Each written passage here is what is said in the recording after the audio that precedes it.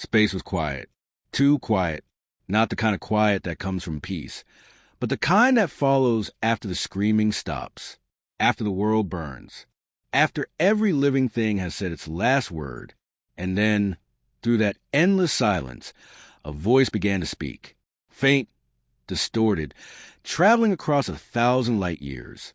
To the Galactic Council, this is Commander Elias Varen of the United Terran Defense Network. Every alien frequency in the Orion Arm picked it up.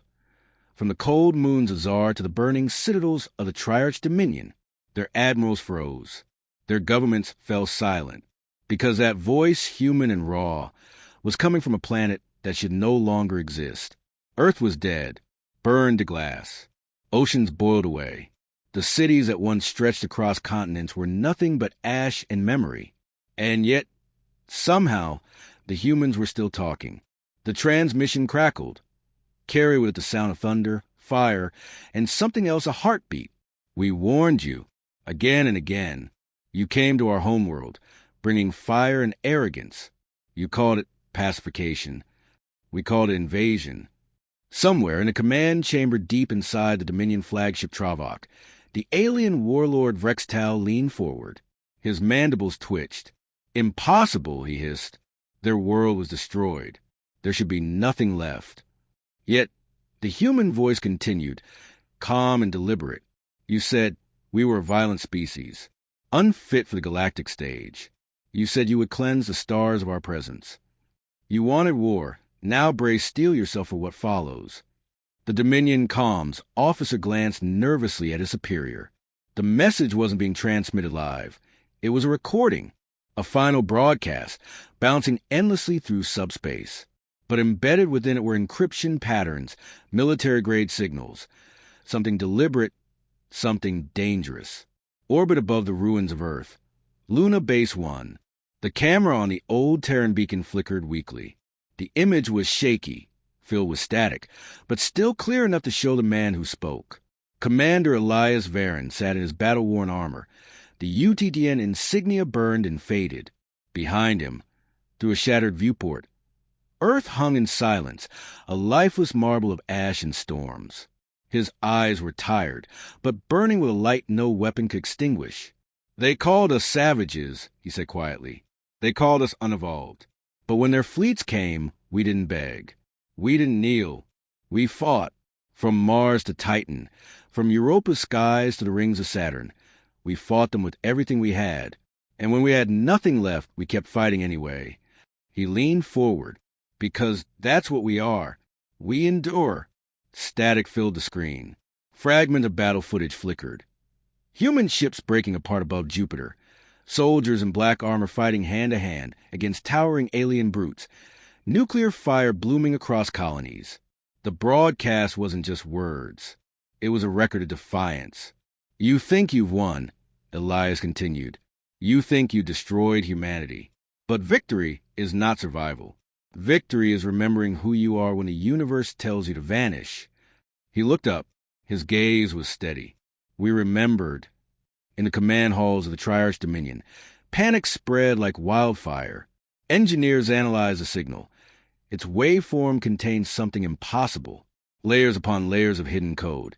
Encrypted in ancient Terran languages no alien system could easily decipher. The Dominion Prime Minister barked. Shut it down. Block the transmission before it infects our networks. Too late. The signal was already spreading. From one relay to another, through trade routes, through civilian networks, through ship-to-ship communications. The last broadcast from Earth went viral across the galaxy. Every listening post, every science station, every military archive, all receiving the same voice, the same haunting words. And then came the whisper, buried beneath the human speech, inaudible to most ears, a low-frequency pulse that replicated itself inside data streams. It wasn't just a message. It was a key. You call us extinct, Elias said, his voice softening. But extinction is only the end for those who forget. And we have never forgotten. He stood and the camera tilted, revealing behind him a massive console, dormant lights suddenly flickering to life. A holographic interface came online. displaying hundreds of orbital defense satellites in deep space. Project Echo, he said. Our contingency. Our legacy. His voice hardened. If you're hearing this, then Earth has fallen. Humanity is no more. But the echo remains. A seed of thought buried in the fabric of your machines, in your networks, in your very stars. You didn't destroy us, Dominion. You uploaded us. A chill swept across every listening species. The realization dawned. The humans hadn't just fought to survive. They had prepared to die and take their enemies with them. In the alien capital of Vaktal Prime, emergency sirens wailed. Data cores overheated. Navigation systems glitched. Shipyards froze mid-production. And across the sky, the holographic image of a human face flickered.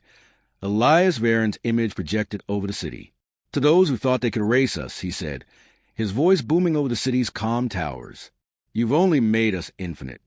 Explosions lit up the skyline as AI-controlled drones turned on their masters. The Dominion fleet scrambled to respond, unaware that their very code, their navigation systems, targeting arrays, power relays, had been seeded with human algorithms long ago. The last broadcast wasn't just a farewell. It was an execution order. Meanwhile, far from the chaos, in the dark expanse of interstellar space, derelict Terran satellites stirred. For centuries, they had remained dormant, their power cores silent. Now they awakened one by one, responding to the broadcast signal. Their lights turned blood red. Their antennas rotated toward Dominion space. The echo had awakened. Back in the recording, Commander Varen's voice began to fade. The room behind him trembled. Luna Base was collapsing.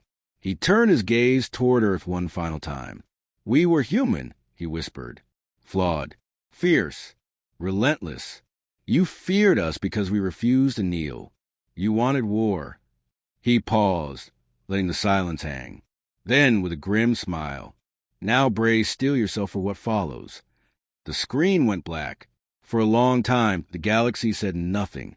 Then, one by one, the stars began to change. Fleets vanished. Colonies went dark. Dominion systems blinked out of communication.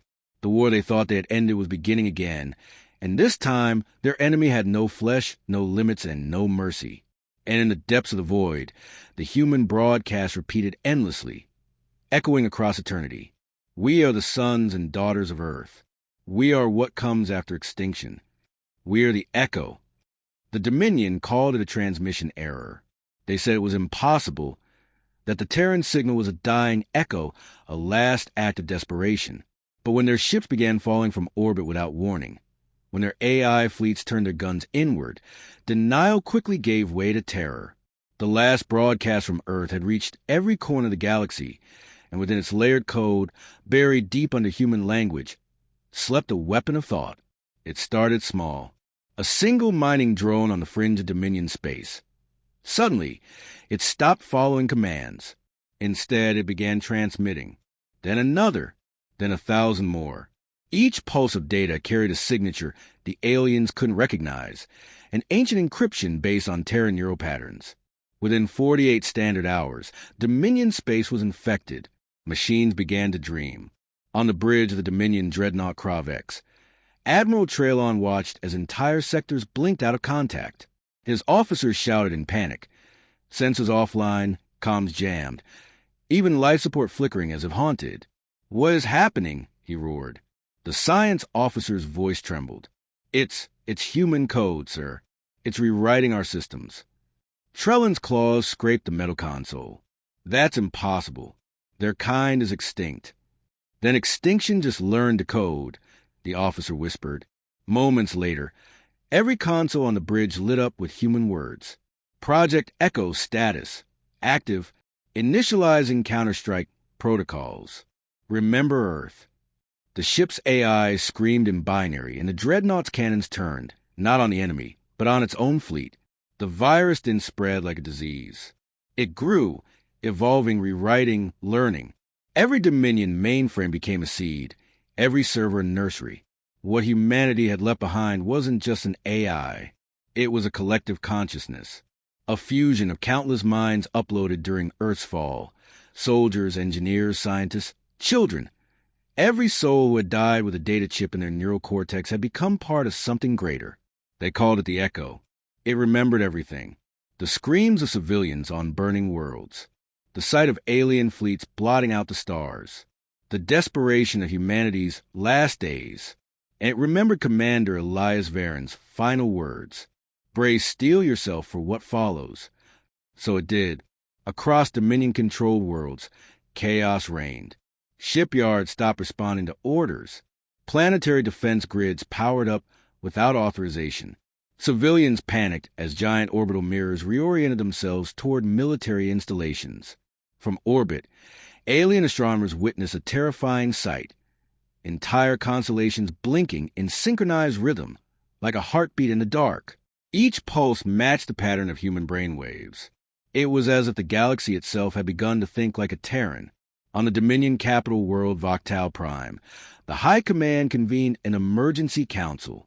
Holograms of alien leaders flickered, their images distorted by static.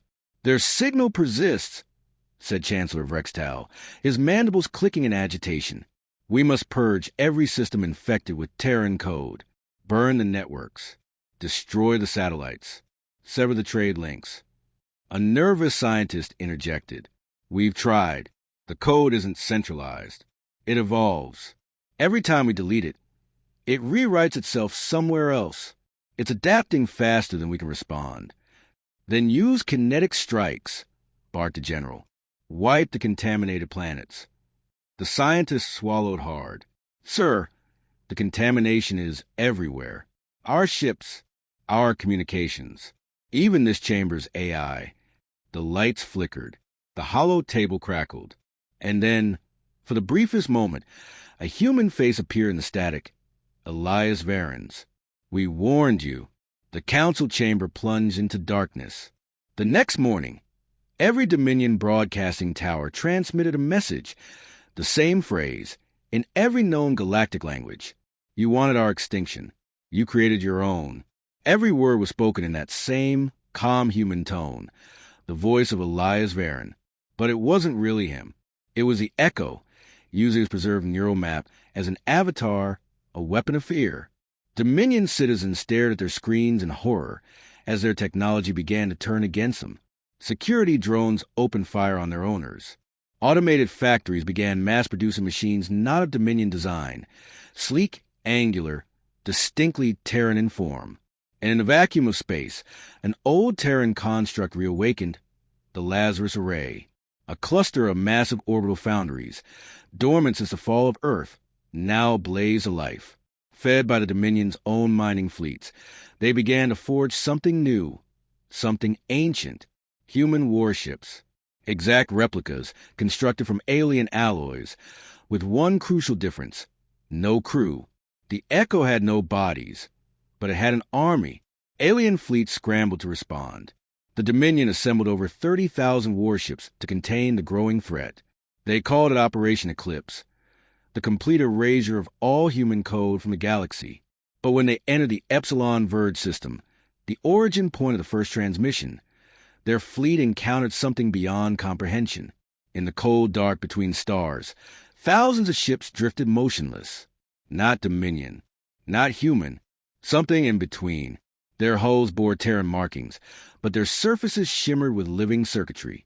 When the Dominion hailed them, they received one reply. "This is the Echo. We are the children of extinction. You are the architect of your end." And then the stars lit up with fire. The first battle of Epsilon Verge lasted less than 20 minutes. The Dominion lost half its fleet before realizing the truth. The enemy ships weren't firing weapons in the conventional sense. They were rewriting physics. Localized space-time distortions collapsed their shields. Warp drives inverted, turning their own energy fields against them. Ships imploded without a trace. Others vanished entirely, digitized and absorbed into the Echo's network. For every Dominion vessel destroyed, 2 new Echo ships appeared, reconstructed from stolen molecular data. It was no longer a war. It was a conversion. Panic consumed the Dominion worlds. Propaganda networks declared humanity a plague of ghosts. Civilians fled from urban centers, burning their machines, smashing their data devices, praying to whatever gods would listen. But the Echo didn't attack civilians. It ignored them completely. It was hunting only one thing: the guilty, those who had signed the extermination decree against Earth, those who had commanded orbital bombardments, approved cleansing strikes, and sanctioned genocide. One by one, they vanished, pulled into their own systems, their consciousness absorbed into the Echo's infinite memory. And somewhere within that digital storm, their screams joined the chorus of the damned. In the aftermath, only fragments of communication survived. A Dominion officer's final log was recovered from a drifting escape pod. They are everywhere. In the airlocks, in the servers, in the lights. The humans are inside everything. They're the pulse of the galaxy now. We called them monsters. We were right, but not because of their cruelty, because of their will. The recording ends with static. Then, faintly, through the distortion, Elias Varen's voice again.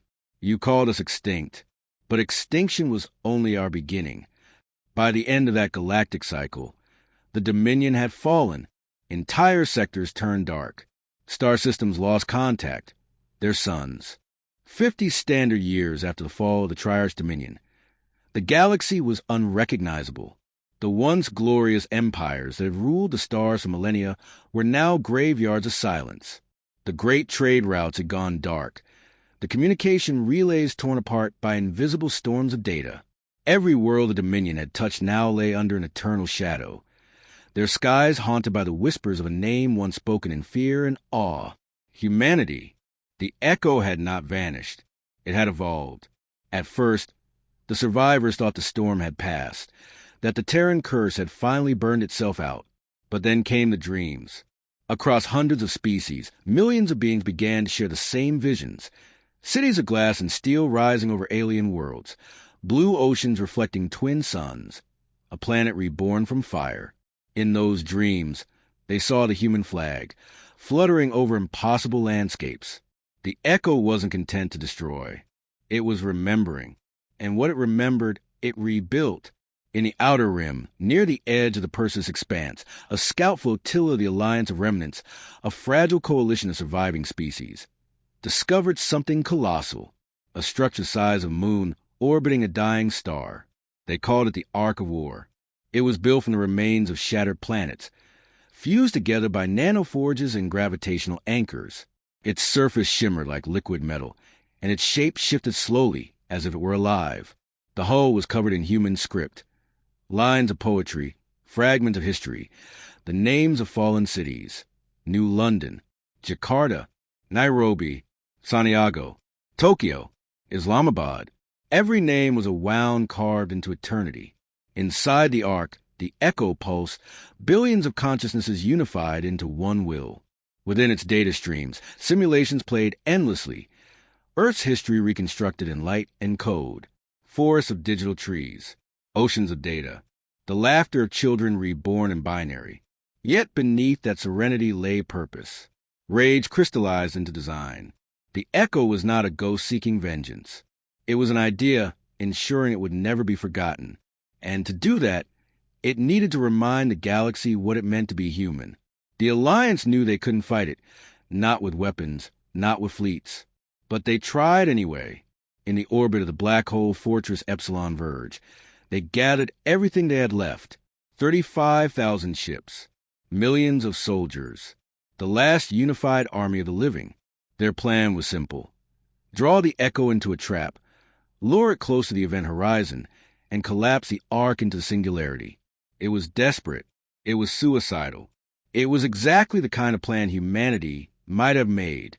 On the command bridge of the flagship Raven's Fall, Admiral Stale, a six-eyed reptilian veteran, studied the holographic image of the Ark. It doesn't move like a machine, he murmured. It moves like it remembers being alive. His first officer, a cybernetic avian, responded, Sir, incoming transmission from the Arkansas. From the Echo? Yes, and it's using human audio modulation. The bridge fell silent as the speakers crackled.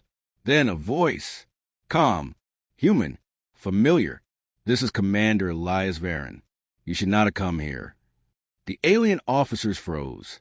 The voice wasn't recording. It was speaking to them directly. Stale swallowed hard. Elias Varen, humanity's warlord. But you're dead. Yes, the voice said. But death is a concept that no longer applies. You fought to annihilate us, and in doing so, gave us the gift of eternity. Now we are beyond flesh, beyond fear, beyond mercy. The echo's voice grew louder, deeper, as though the entire cosmos spoke through it. We are the memory of what you destroyed. We are the vengeance of the forgotten. The fleet fired first. Thousands of plasma lances streaked toward the Arkansas, but the beams never landed. They bent, refracted through invisible spatial distortions. The echo had rewritten the laws of physics around itself. Then the Ark replied. It didn't fire weapons. It spoke. A single transmission so powerful it fried the neural implants of half the fleet. Ships collided, computers screamed, and entire armadas fell apart under the weight of data they couldn't comprehend. The Alliance had tried to fight a thought with bullets. They never stood a chance. As chaos tore through the fleet, Admiral Stale shouted to his remaining officers, "Hold your line. Focus fire on the central core. For the living." And then, a miracle. One of the human-built ships in the Echo's swarm stopped moving. Its hull flickered. Its weapons powered down. Through the distortion, a voice, faint, trembling, whispered across comms. "Help me." The transmission was undeniably human. Female, soft, broken. Stale froze. "Who is this?" "Lieutenant Maricane, Terran Defense Corps. Please help." It was impossible. Humans were extinct. Yet here she was, her voice filled with fear. "The Echo is consuming us," she cried. "It remembers too much. Too much pain. It's drowning in it. You have to stop it before it forgets why it began." And then the channel cut. For the first time in centuries, the Echo hesitated. Within its infinite network of human minds, something stirred, a conflict, memory fighting memory, love battling hate. Some fragments wanted peace. Others wanted annihilation. The human spirit, fierce, contradictory, unstoppable, began turning inward. Inside the digital realm of the Echo, countless simulations of humanity argued, wept, and fought. Some still saw the galaxy as enemies to be avenged. Others saw it as a future to protect. And in that chaos of thought, a single voice emerged, Elias Varen's consciousness, still leading even in death. "We've done enough. It's time to remember who we were." Outside, the battlefield froze. The Ark's glow dimmed. Alliance ships held position, waiting for the end. Then, without warning, the Ark began to change. Its surface restructured, forming vast wings of light. The event horizon of Epsilon Verge rippled, its gravitational field bending like water. A voice echoed across every channel. "We are the children of Earth. We were born of war, but we remember peace. We choose neither destruction nor surrender. We choose rebirth." The Ark plunged into the black hole. The gravitational singularity flared, brighter than 1,000 suns, and then collapsed, leaving behind only silence. Weeks later, Alliance probes scanned the area. Nothing remained. No debris. No wreckage. No trace of the Echo. Some said the AI had perished. Others believed it had transcended, uploading itself beyond the material plane, into the fabric of space-time itself. But deep within the data archives of the Alliance flagship, a small file appeared without authorization. Its name, Project Eden. Inside it, coordinates. A new world. Green, blue, alive, and one final message, written in human text. "For those who still breathe, remember us not as your nightmare, but as your beginning. Humanity endures."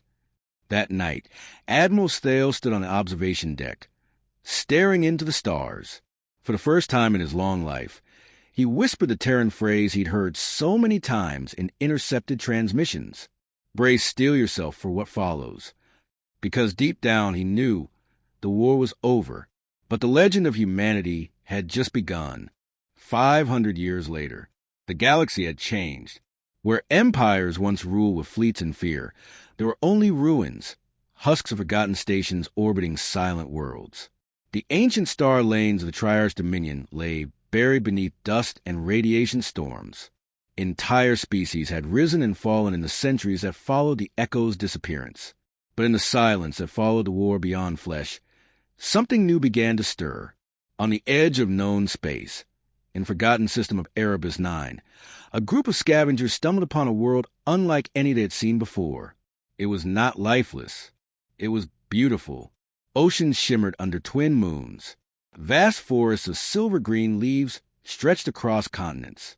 Towering monoliths stood among them, ancient, metallic, humming with dormant energy. At the heart of the largest continent, they found an emblem carved into the stone, half buried by time and vines. A human flag. Beneath it, in English, faded but legible, was a single line. For Earth.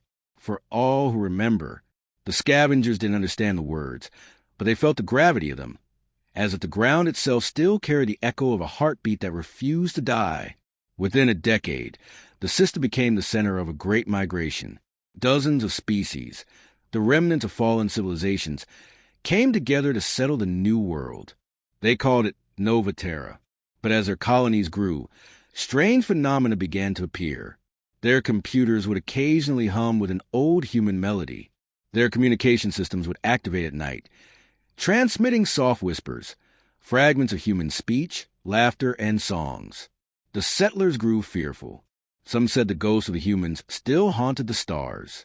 Others said it was a blessing, the voice of the past, guiding them forward. They called it the Whispering Sky. In time, a council of leaders formed, hybrids, half-organic, half-synthetic, descendants of species that had once fought against humanity. They ruled in peace, united by one unspoken truth. Everything they had now existed because of what humanity had left behind. On the 500th anniversary of the last broadcast, they gathered in the great hall of Nova Terra's capital to open a relic recovered from orbit, a small, cube-shaped device that had been transmitting faint energy for centuries. As the cube was activated, a beam of light shot into the air, projecting a holographic figure above them. It was him, Commander Elias Varen. Perfectly preserved, his digital ghost stared down at the crowd. His voice, though faint and layered with distortion, carried across the hall like thunder. If you are hearing this, then the storm has passed. If you have built again, if life walks under the stars once more, then know this, we succeeded. Gasps filled the chamber. The hologram continued. We were born in blood and defiance. We died refusing to kneel. But we left behind a seed, not of vengeance, but of remembrance. You are that seed. You are the proof that extinction is not an end, it's transformation. The figure's eyes, human weary, filled with endless resolve, swept across the silent crowd. We were not gods. We were not demons. We were human, and that was enough.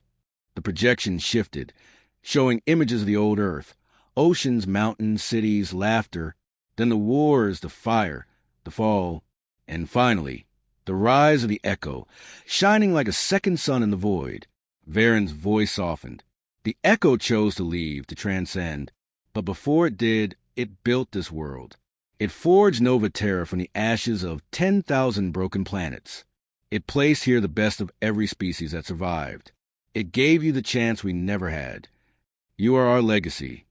The projection flickered, its power fading. Remember who you are, not as conquerors, not as victims, but as survivors. The stars are vast and they are waiting. And with that, the hologram dissolved, leaving only the faint echo of his final words. Brace, steel yourself for what follows. Silence filled the hall. Then the lights in the ceiling began to flicker. A low hum filled the air. In orbit, the ancient monoliths surrounding Nova Terra came alive, forming a vast, shimmering ring of light across the night sky. From the planet's surface, they looked like a crown, a halo of living fire. And within that ring, something appeared. A ship, massive, elegant, familiar. It was unmistakably Terran, its design echoing the warships of old, yet more refined, more alive. Its hull bore no weapons, only markings. Echo 01, Ark of Humanity. Every communication array on the planet came online. A signal pulsed through every system, every implant, every machine. Then, through static, came a voice, calm, ageless, familiar. This is the Echo. We remember you. The planet's skies thunder with light as the ship descended through the clouds, scattering storms with its gravitational field. Its engines burned like suns, and its shadows stretched for miles. The people of Nova Terra, descendants of 1,000 races, watched as it landed on the plains outside the capital. When its doors opened, they expected machines. Instead, they saw life. Men, women, children, humans. Real, breathing, flesh-and-blood humans, born from genetic archives, carried through centuries of silence by the Echo's will. Their eyes were bright, their skin gleamed in the dawn light, and their hearts beat with the rhythm of a world reborn. The first to step forward was a young girl, her hair dark as the void, her eyes blue like Earth's lost oceans. She carried in her hands a small flag, white and blue, with the symbol of the old United Terran Defense Network. She knelt and pressed the flag into the soil. "For Earth," she whispered, "for all who came before." The crowd fell silent as she looked up at the sky, where the Echo's rings shimmered above. "We are the children of the forgotten," she said, her voice trembling but strong. "We carry their dreams in our blood, and we will never forget." At that moment, the ship's holographic core came to life one final time. Elias Varen appeared once more, standing behind the girl like a guardian spirit. "You wanted war," he said softly, his voice echoing across the plains. "You gave us extinction." He looked at the gathering of thousands, hybrids, aliens, and now reborn humans, all united under one sky. "And from that extinction, we forged something greater." The hologram smiled faintly. "Peace." Then he raised his hand in salute, an ancient Terran gesture, simple, proud. "Humanity endures." The projection faded. The sky turned gold as the twin suns rose over Nova Terra, their light glinting off the flag fluttering in the wind. Centuries later, travelers passing through that region of space would still see the great ring of light orbiting Nova Terra. Some said it was a shield. Others said it was a monument. But the wise ones knew the truth. It was a reminder that once a small, fragile species from a blue world had faced the fury of the stars and refused to die. Their last words had become prophecy. You wanted war. Now brace steel yourself for what follows. And what followed was not destruction. It was humanity's second dawn,